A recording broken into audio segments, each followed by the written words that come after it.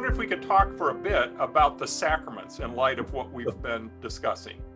And in one of your trips to Grand Rapids, you really leaned deeply into this idea of sacraments as signposts, and and I think really challenged us to recover an eschatological vision of sacramental participation.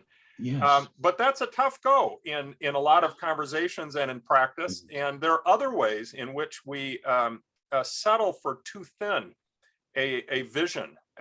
So what are your current reflections about that? Yes.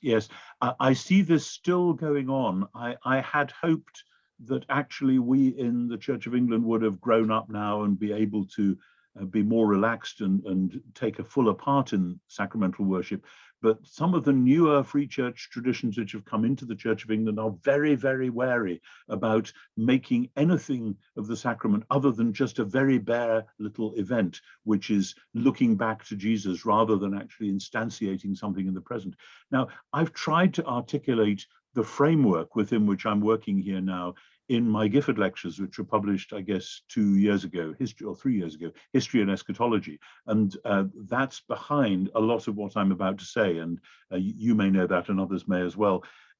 Because for me, this theme of creation and temple has become enormously important as one of the keys to the whole of biblical theology, of creation in Genesis 1 as the as the cosmos, which is a temple, as I said before, heaven and earth with an image in the middle. That's a temple. And then the creation of the tabernacle as the microcosm, the little world, which is a sign of God's intention to do new creation, as though God is saying, yes, all that fell apart because of Adam and Eve's sin, etc., and the Tower of Babel and the whole of Genesis 3 to 11. But God calls Abraham, and his family is rescued from Egypt in order to be the tabernacle bearing people.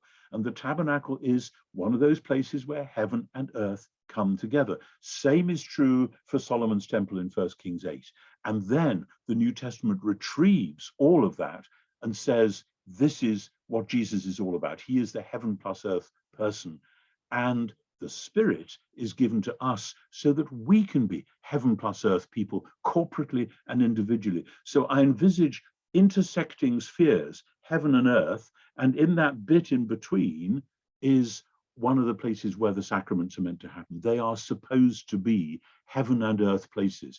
And as I say that, I think of C.S. Lewis, The Lion, the Witch, and the Wardrobe. And you know, when the children who don't believe, Lucy, I think it is, who goes in first, they go to see if this is really true, and they get into the wardrobe, and of course nothing happens. It's just a wardrobe.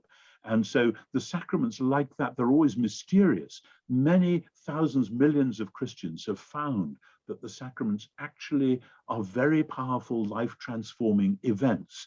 But some people, skeptically or fearful of idolatry, will say, oh, no, this is just a bare thing that we do. And that's like going into the wardrobe to test it out, and it's not going to work in that sense. But it's not just heaven and earth overlapping. That's the space thing. It's also time overlapping, that in the sacraments, we've got the whole history of the cosmos and of Israel rushing forwards, and the ultimate new creation coming back to meet us where we are. So again, it's the intersection of past and future in the present.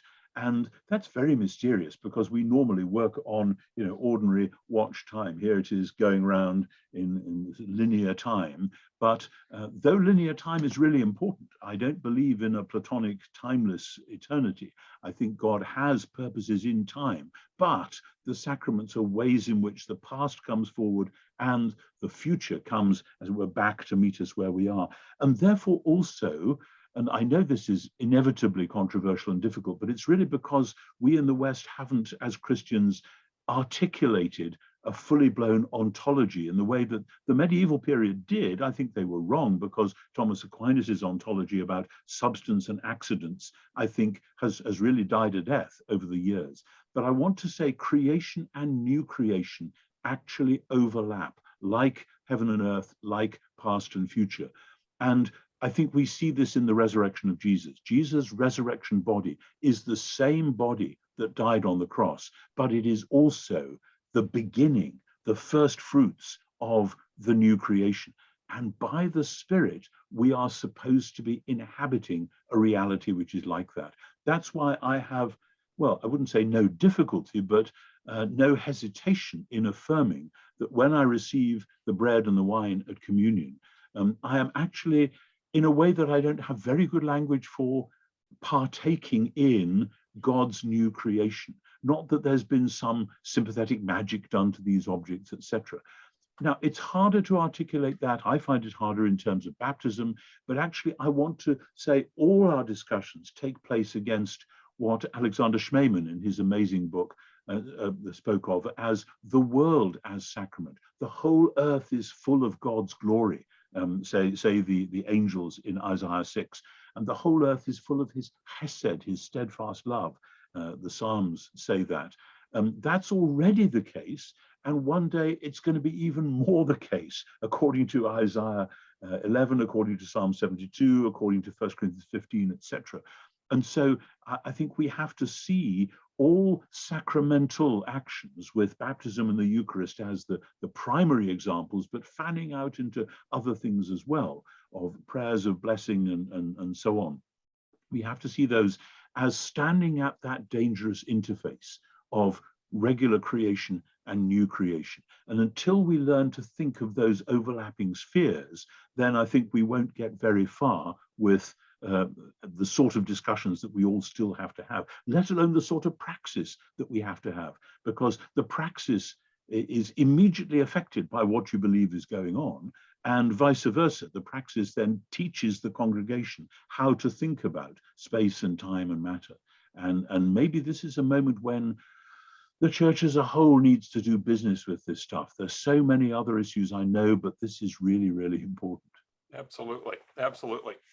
No, thank you very much. And one of the things I'm always grateful for is in your explanations and invitations, you offer us not only connections with so many central scriptural texts, but those allusions to literature, the C.S. Lewis connection, the metaphors that allow us to imagine how we can talk about that in accessible ways too. And so that's a way to say thank you for that. Thank you.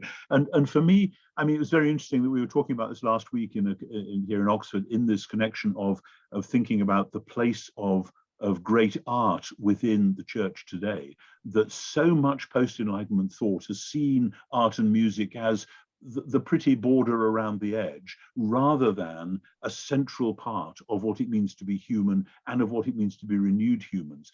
And I want to say one of the reasons we find sacramental theology, I think, difficult is that we have rather pushed these things to the side. Oh, you know, we still sing in worship, we still maybe enjoy Handel's Messiah or whatever it is. But I mean, one of the privileges I have, as I said, here in Oxford, is to be able to attend worship with amazing music, with this lovely music ringing around the rafters of great historic buildings in a way which speaks very powerfully of heaven and earth coming together. And I'm not saying that these are more holy than, you know, some humble tin tabernacle down a side street, far from it, but they enable us to imagine in that way. And the failure of the imagination is a real problem for so much contemporary Christianity.